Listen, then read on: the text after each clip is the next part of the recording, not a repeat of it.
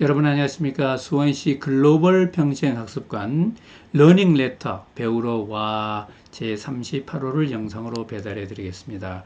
저는 오늘도 배달꾼 조영호 관장입니다. 저희 러닝 레터의 제목이 배우러 와다 보니까 어떤 분이 그런 지적을 하세요. 조영호 관장, 당신은 왜 자꾸 반말을 그렇게 많이 해? 죄송합니다. 이 본의 아니게 반말을 하게 돼서 용서해 주시기 바라고요.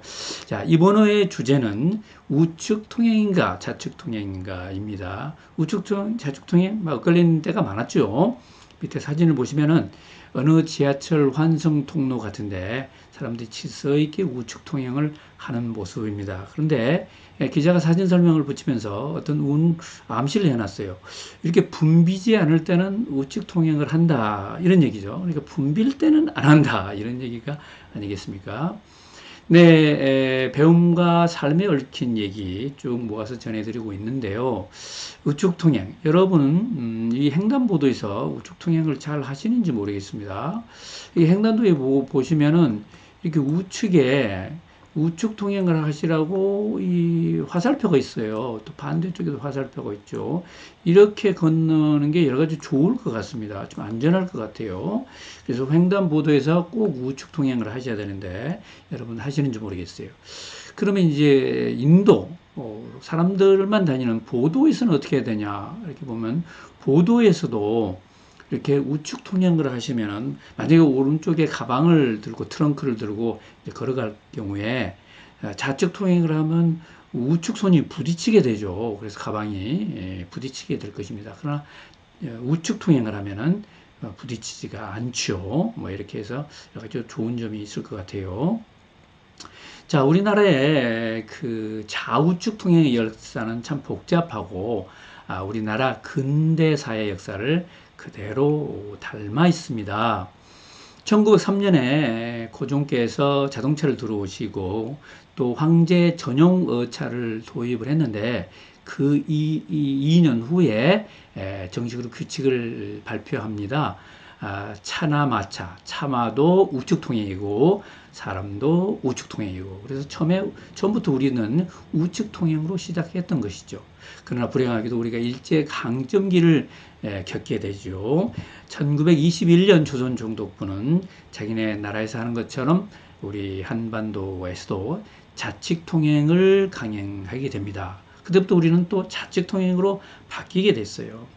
그리고 우리가 해방이 됐죠. 미 군정이 잠시 이제 한국에 들어왔는데 1945년에 미 군정이 미국에서 하는 것처럼 한국도 우측 통행을 해야 된다 이렇게 발표를 했는데 근데 그때 차에 대해서는 그렇게 공포를 하고 사람에 대해서는 아무 언급이 없었던 거예요. 그래서 좌측 통행이 그대로 사람에게는 남아있게 됩니다. 그때부터 우리는 이제 헷갈리게 된 것이죠.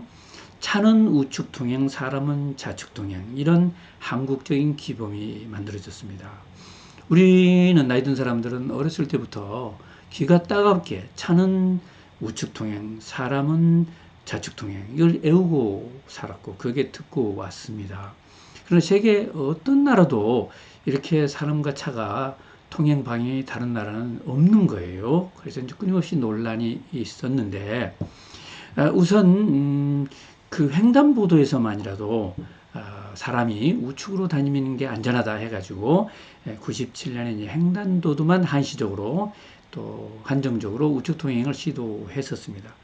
그 이후에 계속적으로 연구를 하고 계속적으로 검토를 한 이후에 이제 2010년 7월 2일부터는 이제 모두가 사람도 역시 우측 통행한 것으로 도로교통법이 바뀌게 되죠. 그러나 이제 오랫동안 우리가 사람이 좌측 통행을 했기 때문에 일시에 이렇게 바뀌지가 않을 겁니다. 그래서 끊임없이 계도를 했죠. 우리가 우측 통행을 하는 제일 큰 이유가 뭘까요? 그것은 안전입니다. 도로교통안전공단에서 끊임없이 많은 연구를 했고 또 시뮬레이션을 했는데 사람도 우측 통행을 할 경우에 보행자 사고가 20%나 줄어들고요. 보행 속도도 작게는 1.2배, 속도로 많게는 1.7배가 느는 것을 알 수 있었습니다. 사람끼리 충돌해서도 7%에서 24%까지, 보행 밀도도 심지어는 58%까지 줄어드는 걸로 되어 있죠. 한번 보시죠, 여러분. 횡단보도를 여기 여러분이 좌측 통행을 하면은 위험할 수 있습니다. 차가 우측으로 오지 않습니까? 차가 우측으로 오는데 내가 좌측 통행을 하면 차가 아차 실수를 하면은 내가 다치게 되죠.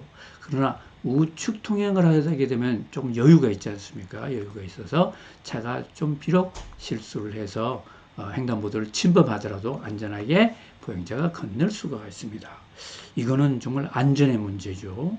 보행자끼리도 아까 말씀드린 대로 트렁크라도 들고 가게 되면은 짐을 우리가 오른손에 들고 가는 경우 많지 않습니까? 그래서 오른손끼리 부딪히게 됩니다. 그러니까 좌측 통행을 하면. 근데 우측 통행을 하면 부딪힐 염려가 없어지는 것이죠. 그리고 우리가 호텔 같은 데 가면 회전문이 있잖아요. 그 회전문으로 우측으로 들어가잖아요. 근데 그걸 좌측 통행을 한다고 좌측으로 갔다가는 충돌하기 딱 십상이죠. 뭐 이런 이유 때문에 이제 우리는 우측 통행을 하게 된 것입니다.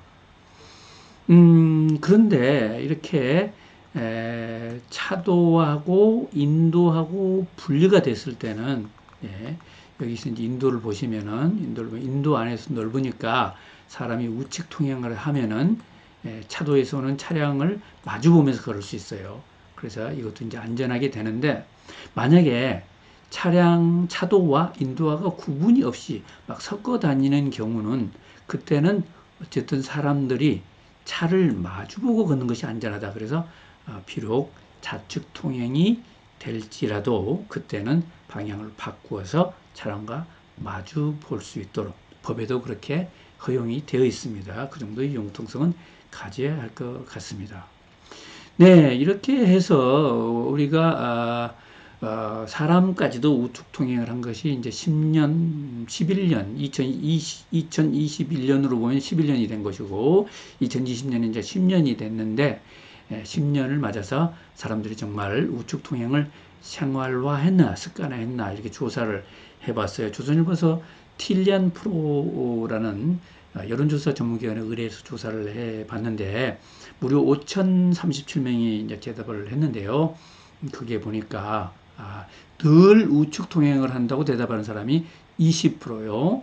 뭐 되도록이면 우측 통행을 한다. 우측 통행을 하는 편이다가 36%. 그러니까 한 56%는 대체로 우측 통행을 한다고 한 거네요. 그때그때 다르다 하는 분이 32%고요. 대체로 나는 좌측 통행을 한다가 또 12%나 돼요. 이렇게 이제 시간이 많이 흘렀지만은 사람들은 한 반 정도만이 우측 통행을 생활하고 있다, 이렇게 봐야 되겠네요. 습관이 참 잘 안 바뀌는 것 같습니다. 또는 옛날에는 지금이나 이게 사회적인 질서 나하고는 무관하다. 그냥 편한 대로 그냥 살겠다.